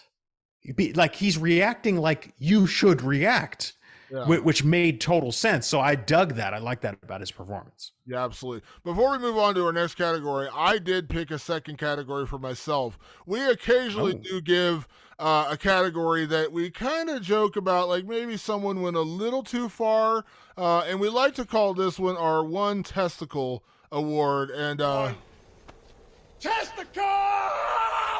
From the great Nicolas Cage from Prisoners of Ghostland. And my One Testicle Award for this movie goes to none other than the man who played John Malum himself, Chaney Morrow, who I joked off of the air, and I'll say it now just because it was kind of funny. I'm proud of myself for coming up with this one. He reminded me of a dime store Bill Moseley. He looks like a younger Bill Moseley. There are a couple moments where Chaney Morrow goes a little too far in the cult leader mode, and also they make it. There's a thing with this film where they basically say he never ages, because like when we meet him, we assume it's back in the 80s or early 90s when Jessica's born, I guess, and then we see him and then he never ages. And they actually bring that up as like a point later in the film when her mother shows up, and she makes a point to say he never ages, which didn't really understand why, but neither here nor there. Another element. Yeah, another element that just didn't need to be there. But it just felt like, I'm sorry, I can't help but not say this, Patrick. The way they made him look, he was wearing like turtlenecks and he had this like shaggy, like 70s haircut. I was like, this dude looks like he's trying out for Boogie Nights, not that he's trying out for like cult leader. The guy Very Anchorman. The guy who played the cult leader, and he was very briefly in it in Last Shift, he looked like a hillbilly. He had long, blonde, scraggly hair, beard, had that kind of like, I'm going to get you, boy. Like, he had that kind of drawl to him. He looked like the guy who would be leading a weird cult in the middle. He had a Charlie Manson vibe. Yeah, a little weird. This guy, I'm not kidding, he looked like he was auditioning for Boogie Nights. Like, he looked like he was just, like, going to be on there like, hi, I'm Dirk Diggler. He just didn't. He looked like Burt Bacharach in fucking 1970. He did not look the part of a cult leader. I'm sorry. It bugged me because I'm like, this is weird. Like, he doesn't strike me as the guy who would be a cult leader. Yeah. No, that's true. Yeah, I mean, I'm sure they were just like, we have to make him look different than the other one. It seemed like they probably wanted to strike out on something. Maybe they were going again. You think about like the aesthetics of the Manson family when you watch films like that. Like, they were hippies. You know, they were hippie, and I get it. That was the way they dressed. And that's, you look at pictures of Manson from the early '60s. That's what he looked like. But this guy, I don't know, just something about him. He's just like, he struck me as a guy who's like, you know, going to audition for the casting couch. Not necessarily he's the cult leader of this big. I don't know. It just, I didn't necessarily buy him. I guess that's really my point. He looked like Topher Grace in that 70s show. Yeah, it just didn't work for me. So that's why I gave him my one testicle award. Let's talk about Best Ghoul, kind of a carryover from our episode last week. Best Ghoul in Malum. This one I had to give it to them. We finally meet the lower god. Now I don't think they ever say anything. They don't call him anything other than the lower god. They may have, and I missed it. And it probably would have been payment in the original. They wisely spent, I think, most of their money on this effect. It looks great to me. I don't know how you felt about it. To me, it looked really good. At first I was like, dude, they are kind of biting off the Cenobites from Hellraiser. And then I realized, oh, okay, DiBlasi is an actual disciple of, I'm drawing a blank on his name right now, Clive Barker. Yeah. So I go, of course, he is channeling Clive in this, and he did it greatly. I really loved the design of the lower god when they finally reveal him in that kind of crescendo, final sacrifice, final ceremony, and the lower god is risen. It's something out of like a Tool music video from like 2000 or something like that. It looks fucking crazy. I dug it. It almost looks like a starfish, like pulled apart from the face kind of thing. Like they pulled 5 pieces of his face apart kind of thing, and it's all stretched out with like a weird crown kind of thing. I don't know how to describe it. I'm probably not describing it very well. It was good. I was really impressed by that. I was kind of like, okay, that you got me. That's a cool effect. I like that. You really did, like, you sold the lower god the entire film, and now we're seeing him, and it actually works. I enjoyed that. Mine, I don't really know that my ghoul had a name, but I'm just gonna call him the shooting gallery ghoul, because he's the one that pops up when Jessica goes to the shooting gallery, and all of the targets start coming back at her like you would when you're in a shooting gallery where you press a button and they go back, and that's what you're aiming and shooting at. And they all start coming back at her, and then the very last one comes at her, and it's got this satanic symbol of the Malum clan. It's like a pentagram with like weird horns and like a slash on the, again, it's just the symbol of the Malum clan, but it's in blood, and she kind of stops dead in her tracks, and she pulls it down, and then the creature comes out, and it's one of the creatures with like the bag over its head, but this one's kind of got the eyes out, and it's jagged teeth. It almost looks burned. It looks like it was burned alive kind of thing. And it comes at her, and it's a really effective ghoul, and we see it a couple more times in the film. I guess maybe that's supposed to be John Malum, I guess. I think that's the ghoul, right? Maybe. Yeah, I think might be John Malum, or like... I think that is the John Malum ghoul, if now that I remember correctly. Yeah, I think it might be. It's hard to tell because I think there is a couple of them, and they all look great, but they all have a little. It was kind of like in the original when you see them under their pillowcases, they all look slightly different somehow. They were just able to like crank that up a little bit on this one because they had more budget. So, but the pillow-headed ghouls were pretty good in this one. I actually really liked them. They had like shining eyes in the darkness and stuff. It was cool. Yeah, look so good. That's the one that one caught me, and that was a really cool one. The big jagged teeth and everything looked like he had been burnt. It was really cool. Let's talk about best scare, Patrick. What was your best scare in Malum? My best scare sort of harkens back to what I called best chill in Last Shift, because this wasn't there are actually tons of great scares in Malum, but this one was more of a chilling moment, and I just wanted to kind of stay with that theme for Malum as well. And you kind of notice that Dad is floating in the background, not literally floating, but he's just sort of in the background of a lot of scenes with Jessica, right? She's on the search for her dad. Well, he's here. His presence exists in this beat down station. He's around, and so you kind of keep seeing him pass through a back, a back hall, or you see his reflection in a window or something. You get the feeling that eventually they are going to come together, and finally they're in like a dark room together, and he starts talking to her, and he's talking to her about stuff, and he's being very cryptic and obviously very scary. And then as he looks up at her, his eyes glow in the dark. You just see his eyes shine kind of like a cat's eyes in the night. And I was like, damn, it just hit all the right little things that need to get under your skin. So I chose that one in the spirit of Last Shift. I thought that one was a great chill. Yeah, that was a good one. I think it was back in the locker room where we saw him in the beginning. I Yes. think that's where she saw him, was in the locker room again. And she sees her dad, and he looks up, and that's when he turns into like the demon. It's a really cool effect. So there are some gags carried over from the first film into this film, including the holding cell, which I loved in the first one, and they do it again in this one. A lot mirrored, so I'm not going to pick it again, even though credit, they pull it off again. It works really well, and I like that. Even the dangling bodies hanging from nooses work really well. But I'm going back to the shooting gallery scene, because that moment when they pull down and that ghoul is there, man, it got me. I jumped back in my seat, and it's one of those ones. I know people probably get sick of me saying it on the show, Patrick, but it's one of the ones that I knew was coming, but I Hmm. didn't know what was coming. I knew something was coming. I knew you pulled down that sheet, that target. There's gonna be something behind it, but I didn't Oh know yeah. what. And when it was revealed, I was like, "Oh shit!" It got me. I jumped. It was a good jump scare, and I've said it 1,000 times in the show, Patrick, going all the way back to when we reviewed Satan's Slaves. This is going back many, many, many episodes ago. There's a really effective jump scare in that film where it's just set up and you know it's coming. You absolutely see it coming. There's no mystery to it. But when it happens, it still gets you. You still jump and you're still like, oh crap. Very much same thing here. When all those sheets start coming back and that last one comes with the Malum satanic symbol on it carved in blood, and she pulls. I'm like, okay, what's going to be behind it? I know it's something, but it worked, man. It got me. I jumped back in my seat. I jolted. That was probably one of my favorite jump scares of the entire film. And there's a lot. The scares in this film are really, really effective. They do a great job with that throughout the film, and they carry over a few of the gags and they make a lot of new ones. But that one just, I don't know. Again, I knew it was happening, but when she pulls down that sheet and that freaking burnt, crispy, bloody, toothed monsters there, it got me, man. I jumped back in my seat, something fierce. Yeah, no, it's good. It was a great jump scare. There was a lot of those in there.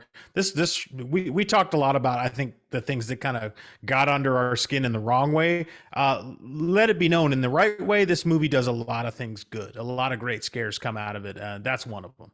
Yeah. Let's talk about best kill, because there are a lot of kills in this film. It's a horror movie, and More kills.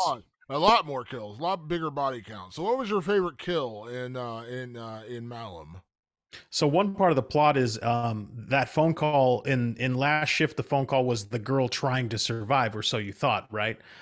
In this one, it's the clan, the Malum flock, taunting her, saying, "We have the girls that your dad saved," and they confirm it. She confirms it by calling, but it turns out not to be a cop, so it's kind of weird. Again, a lot of elements flying around, but they confirm that indeed uh, all the girls that were saved 1 year ago are missing tonight, have been kidnapped tonight, and it's they need to finish what they started. They need to finish the ceremony that they started, so they're going to start picking them off. And they pick off one of the girls in a very horrific way. They hang her, and it seems like a ghost is hanging her. Like, I don't think anyone is actually doing the hanging in this instance. And she's hung up in the holding cell, and we she tries to get free, so she's like kind of holding her neck against the noose, and she's pulling. Well, the noose is getting tighter and tighter and tighter, and starts breaking her fingers, and it's squeezing her neck, and they're really getting in close and showing it tightening harder on her neck. Her eye bursts, and like it fully decapitates her like in an insane way, and it looks great, really great effects, really fucking gory and nasty. And I was like, man, if there's a better kill in this movie, please tell me. So generally speaking, when we do these categories, I like to pick different things because there are some really cool kills in this movie. There are some really cool moments. But there is none better than this. This was it. This That's was mine as well, and rad. I can't not pick it because this is the moment when she gets decapitated and the blood splashes down all over Jessica, and that's where you see a lot of the promo shots for this film. She's got that one shot where she's all covered in blood, and they're not going to tell you where it comes from. Well, that's where it comes from. She gets the blood splattered on her from this decapitated girl, and it's really good, man. When that noose starts tightening up and it starts cutting off her fingers, and Jessica's trying to save her. Like, Jessica finds her, Yeah. she's trying to save her, but then the noose just keeps getting tighter and tighter, and it literally pops her head off, and the blood splashes down on her. It reminded me of, like, for the rest of the movie, she's walking around that blood. It reminded me of the scene in The Descent, which is an all-time great horror movie. When the lead character in that is just covered in blood and covered in gook, walking through the caves of this system of this movie. It's a really cool effect. It's just when it splashes down on her, and it's like a shocking moment because she couldn't save this girl in the decapitation. It's perfect, man. It's the best effect in this movie, in my opinion. And again, I could pick a different one and be disingenuous and lie to you. No, this is the best kill. It's great. It's worth the price of admission because you go, holy shit, they fucking went for it. Yeah. Let's talk about best gore because right hand in hand with best kill, there is best gore. So what was your best gore in this film? Tons of gore. And some of it's just like gore, like the design of the Malum flock and all that stuff. The one that really got me though was the very first bit of gore that you see. Well, actually, I mean, the very first that isn't in the footage. So you see a little bit of footage of the Malum flock. You're sacrificing these girls, and that's kind of graphic actually, but it's brief. But when Officer Will decides to go on his rampage in the police station, you talk about the two officers. They're in the shooting range. They're having a discussion about a shitty hookup they had the night before.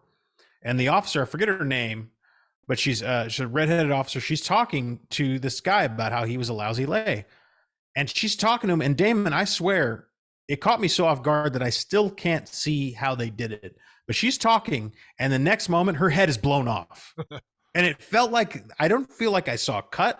I don't feel like I saw an angle change. It just caught me in a way that looks like I'm watching a woman talking. And then as she's talking, her head is being blown to bits, and it just, blown to bits, like Maniac 1981 or whatever it was, 1982, when Tom Savini's head gets completely blown to smithereens. Like, she's talking, and then the very next second, her head is like splattered all over the wall, and I was like, "Holy fucking shit, that's amazing!" That was also a great jump. Like that's what I said. The opening of this film is just unbelievable. Like that's. I mean, I like a lot of things in this film. That's probably still my favorite. The opening is incredible. This film, man. It's great. What a great way to set up the entire movie. My favorite gore. So I had a couple of different ones I was going with in here. I actually originally was going to go with the decapitation because that is a great bit of gore, but we went with best kill for that one. So my best gore goes a little different in a slightly different direction. It is kind of a callback to one of your favorite parts of The Last Shift, which is there's a moment in Last Shift where we see one of the girls who has supposedly been saved. She's the one who's calling on the phone. And we see her eventually, and her face shows up, and she's all mangled and beat to hell, whatever. We see her in Last Shift. It's a good jump scare and a good gory moment. In this film, there's a lot of footage shown from the cult, which, again, we talked about maybe a little bit too much. But there is a scene where there's a girl begging for her life, and they beat her with a baseball bat. And you see them just beat her viciously with the baseball bat, and then they show the aftermath of it. I mean, it is gory as hell, and it is just, I mean, it literally looks like they beat a pumpkin to death, and it's just mush and blood, and it's just disgusting. It's very, very graphic and very well done. And again, kind of stretching within their means because I complimented the first film when they did shootings in the first film. I said they couldn't actually show a lot of people's heads getting blown off because it takes a lot of budget, a lot of effects you have to do. Now, you mentioned the opening scene in this one does it, and it's great. This one, they don't actually show them necessarily beat. They show you beating. They just don't show the bat connecting with the woman's head. They just show the bat coming down. But then they show the aftermath, and boy, Oh, oh do boy, they? is it gory, and boy, oh boy, is it effective. Holy shit! Do they show that aftermath? You thought Glenn's death in The Walking Dead was ugly. This is right up there with that. Yeah, it's gruesome, gruesome death. So yeah, that's pretty good. All right, let's talk about one of our favorite new categories we've been doing recently, which is remake, sequel, or leave it alone. Now, just for the people who may be new or haven't heard this category before or coming back from a past episode, this is a category where we talk about the film we're reviewing and we say, should we remake it, as in maybe make it better or make it different? Should we sequelize it? Should we make a sequel to this movie? Or should we just leave it alone? Is it good just the way it is? Now, this is an unusual one because this technically is a remake of The Last Shift. So, Patrick, with Malum, remake, sequel, or leave it alone? Man, oh man. I don't know. I don't know what to say. I want to say all three. Because okay, so I read a review from editor at large for RogerEbert.com, Matt Zoller Stites, if I'm saying his name correctly. He said, I kind of want to see them remake this one more time and see what they do with that. And I was like, I'm kind of with him on that. Okay, we did it once, we did it twice. Let's do it thrice and see what happens on the third time. Like, let's see if they take all our notes. Let's see, because we had a few.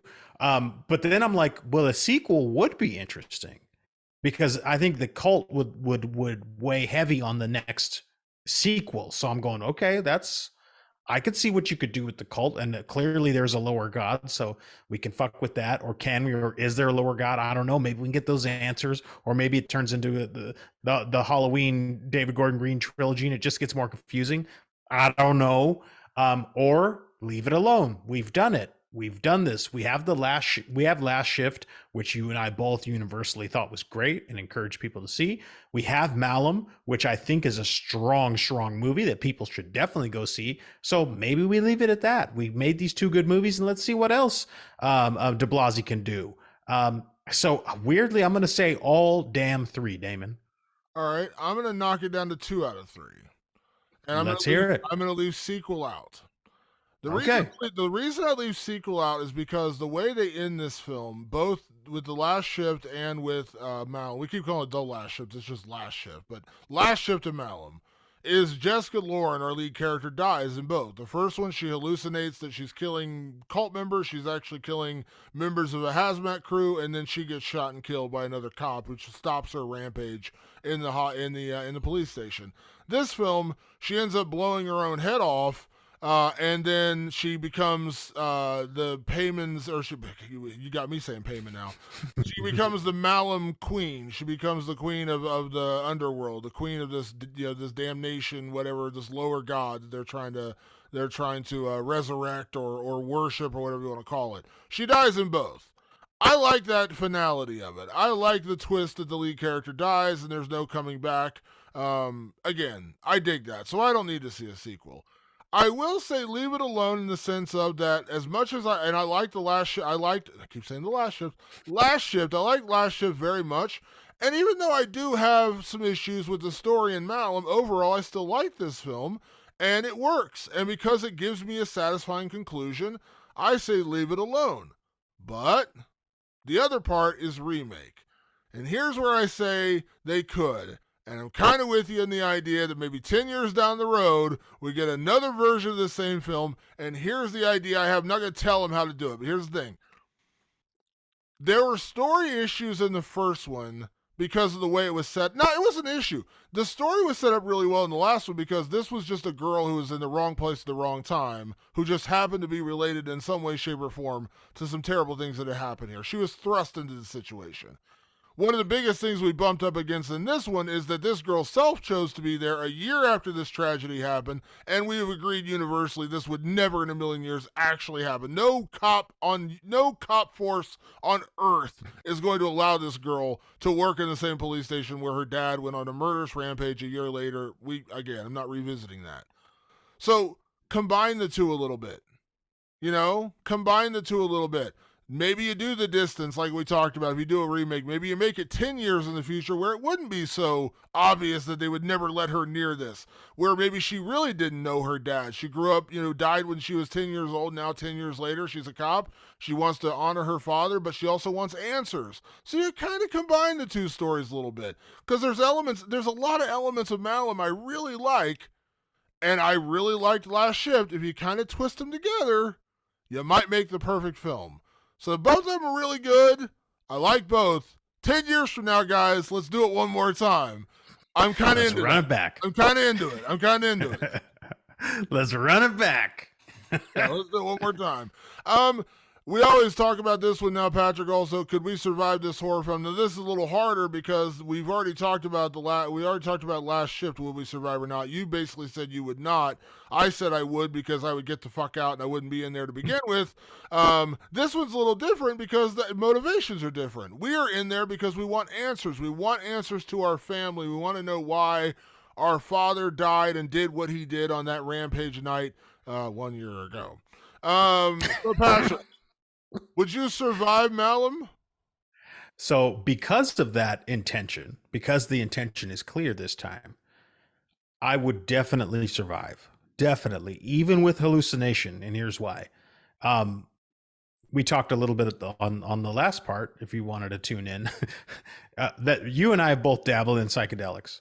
And so the scary thing about dabbling in psychedelics is kind of like losing control. Well, if you get more experience in dabbling with psychedelics, you can understand that, like, at some point you can understand that even a bad trip is part of the trip. So you kind of roll with it. If I have this intention and the experience that I now have with losing my shit mentally, I could kind of roll with the bad trip, knowing that I have the intention of finding out the answer. So this time around, in this scenario, with my full intention of uncovering the truth, I think I would make it out. How perfect is this, Patrick? Because in this film, I don't think I would make it out. I don't think I would survive Malum, and here's why. I am a dog with a bone. As a journalist, my day job as a journalist, I am a researcher by nature. I dig into research. I've done investigative stories for the past 20 years. That's what I do, okay? Now, I could sit here and be honest and say there's a lot of stuff I investigate that isn't nearly as in-depth as other things, but I've done big in-depth pieces. I am a dog with a bone.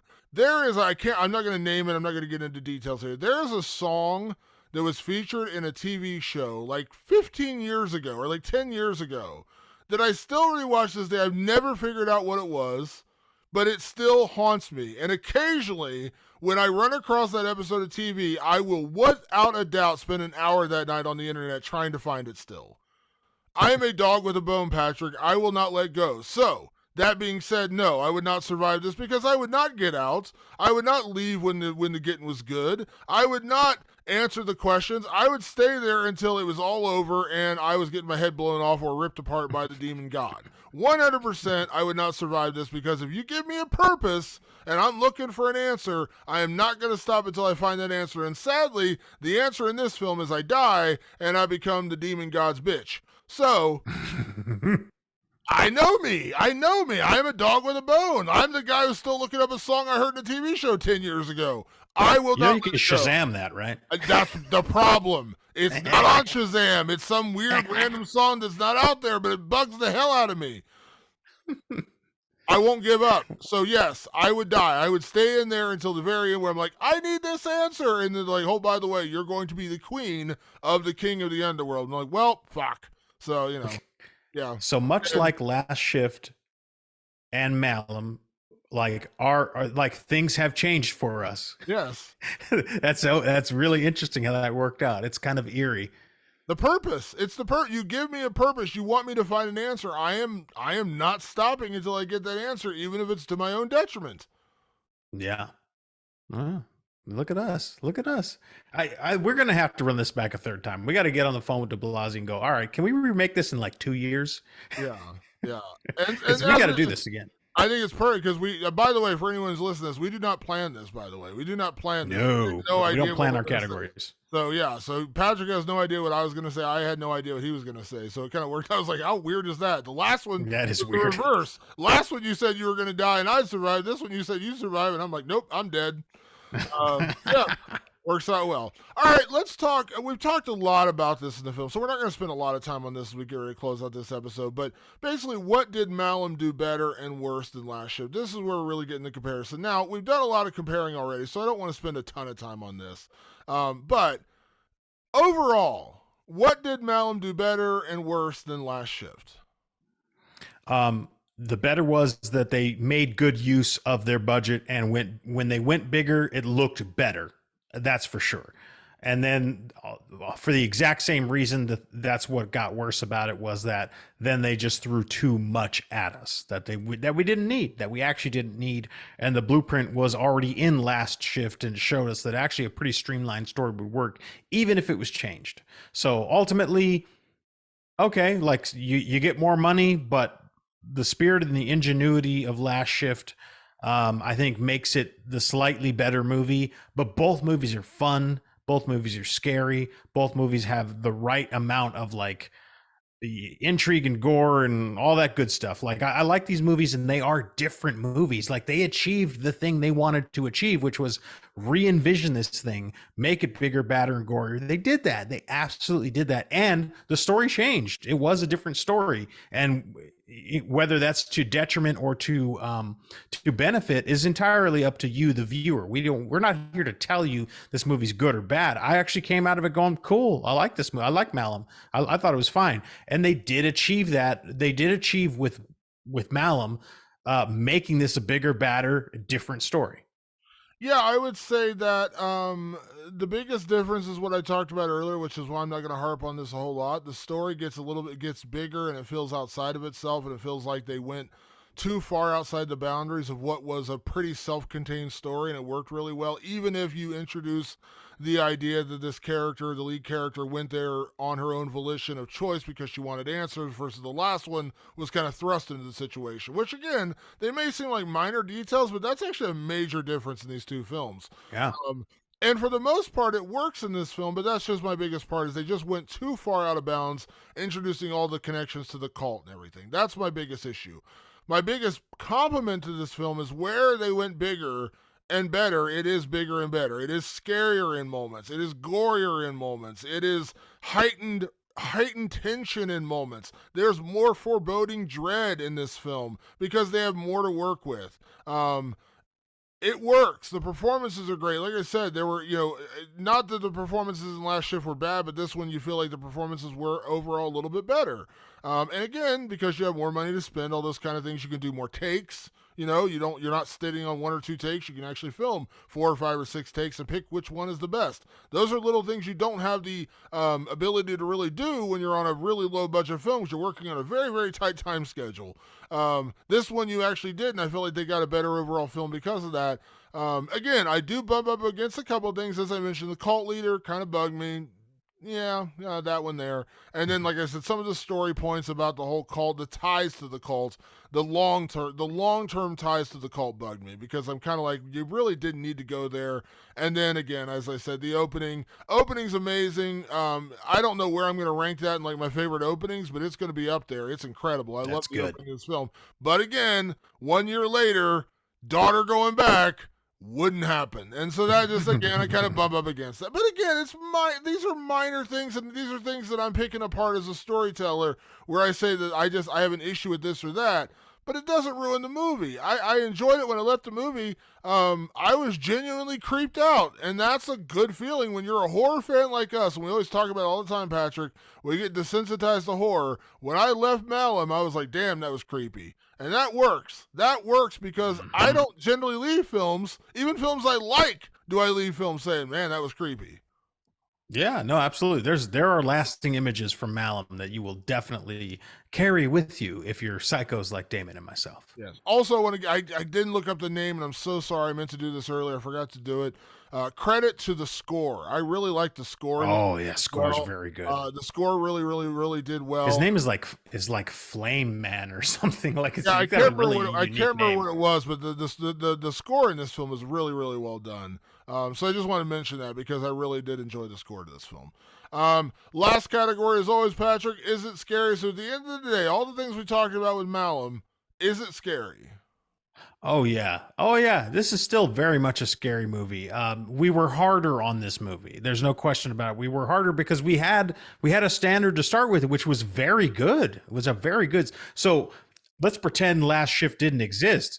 It's a very good movie. This is a very good movie. It's still there's still some questions that get raised in it and all that stuff, but blood, guts, gore, intrigue, dread, scares, clues, uh, you name it. It's all there. It's all there.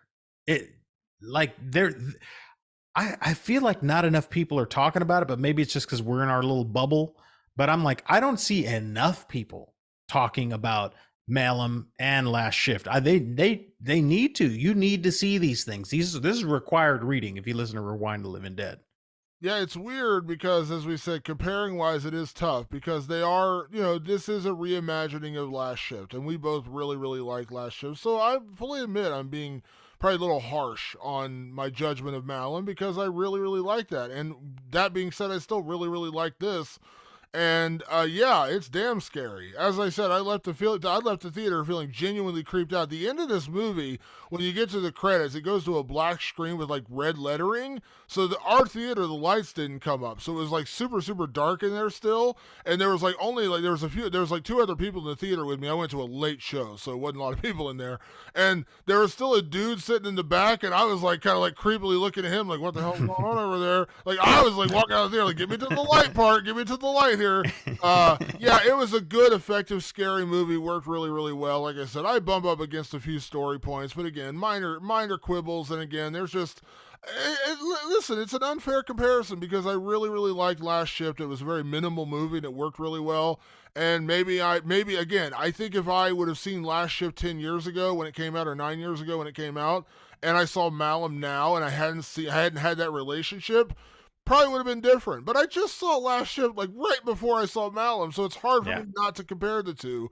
And so I'm fully admitting I'm being probably a little too harsh. That being said, I still really like this film. It still scared the hell out of me. The effects were great. The jump scares were great. The tension was great. The performances were great. And last but not least, let me say this, as I said earlier at the top of the show, go see this in the theater. Go see it's a theater experience. You want to be walking out of the theater creeped out like I was. Trust me. Yep. Sounds great. Looks great. And it's got some fucked up imagery in it. I mean, what more do you want? You're a horror fan. Go see the damn thing wherever you can. Absolutely. All right, folks, we're going to get out of here. We got a lot of big movies coming up in the near future. Evil Dead Rise, and we're also going to review Renfield, a horror comedy. We don't do a lot of horror comedies here. We're going to do Renfield, which will be a lot of fun. The Nicolas Cage. I mean, come on now. We got Nicolas Cage. Come on. How can we not review that film? So stay tuned for that. Obviously, as we said, this was a special two-part episode. If you missed part one, last week we reviewed Last Shift. Now we're reviewing Malum. If you haven't seen Last Shift, again, I'd highly recommend seeing it. It's on Peacock and Tubi. Check it out. Worth your while. Malum is in theaters now. Obviously, you can check us out on all of your favorite podcast platforms: Apple Podcasts, Spotify, iHeartRadio, Amazon Music, Google Podcasts.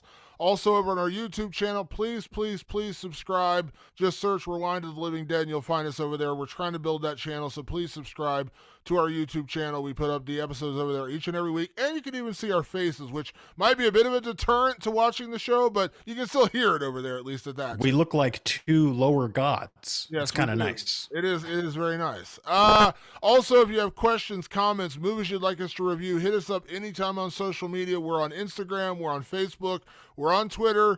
Just search Rewind of the Living Dead. You'll find us over there. Send us messages. We love reading it. We love reading your emails as well. Send us emails at rotlivingdead@gmail.com. That's rotlivingdead@gmail.com, and we will definitely respond to your emails, and we love suggestions of movies we should review on the show, so please do that as well. And you can also hit us up on our own personal social media channels. I am at Damon Martin, and you are?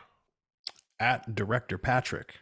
A big thank you, as always, to everyone that tunes in each and every week to the show. Enjoy Last Shift, enjoy Malum, and we'll be back next week with another edition of Rewind of the Living Dead. Thanks for tuning in. We'll see you then.